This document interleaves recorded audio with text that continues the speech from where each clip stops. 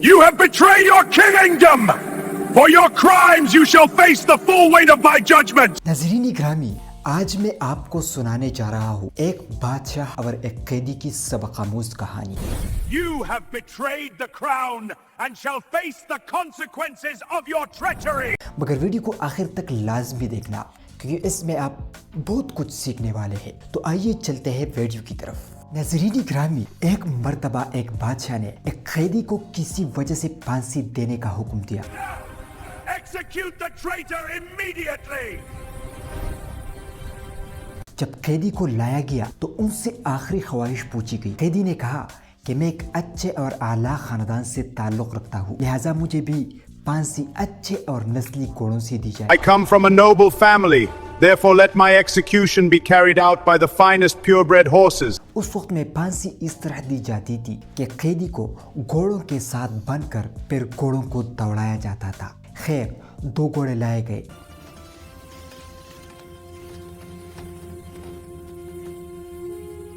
जब कैदी ने उसकी अच्छी तरह जांच पड़ताल की तो फौरन कहा कि बादशाह सलामत, मेरी आखिरी ख्वाहिश पूरी नहीं हुई। इन घोड़ों में एक असली घोड़ा है और दूसरा असली नहीं है। One is true and noble, while the other is not. बादशाह ने फौरन घोड़ों के मालिक को बुलाया और कहा कि क्या ये बात सच है?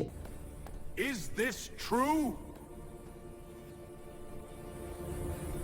मालिक ने कहा कि हाँ, ये बात बिल्कुल सच है। Yes, my lord, it is true.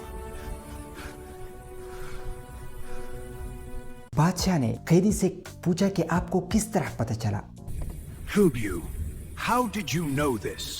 कैदी ने कहा कि ये जो अच्छी नस्ली घोड़ा था वो अपनी जगह पर सीधा खड़ा रहा, जबकि दूसरा जो असली नहीं था वो कभी इधर कभी उधर देखता था, कभी अपनी टांगे मारता था। इससे मुझे पता चला। बादशाह इस कैदी की अक्ल और दानाई से बहुत मुतासिर हुआ और फौरन हुक्म दिया कि इस कैदी को फांसी रोक दी जाए। और बादशाह ने अपने वजीरों से कहा कि उसकी खाने में एक रोटी का इजाफा और कर ले। Add one more piece of bread to the prisoner's meal. दोस्तों, कुछ अरसा गुजरने के बाद बादशाह के दरबार में एक सिनार आया जिसके पास 2 हीरे थे।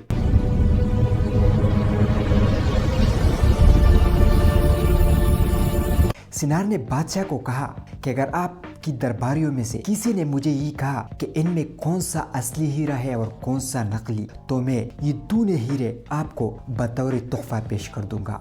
बादशाह ने बहुत से लोगों से पूछा, Behold, the treasures of our realm. मगर किसी ने उसको सही जवाब नहीं दिया। फिर कार बादशाह को वो कैदी याद आ गया।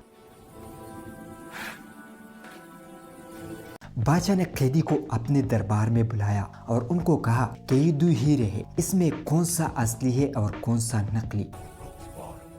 Prisoner, your task is to identify the real data. कैदी ने दोनों हीरों में असली और नकली को अलग अलग कर दिया।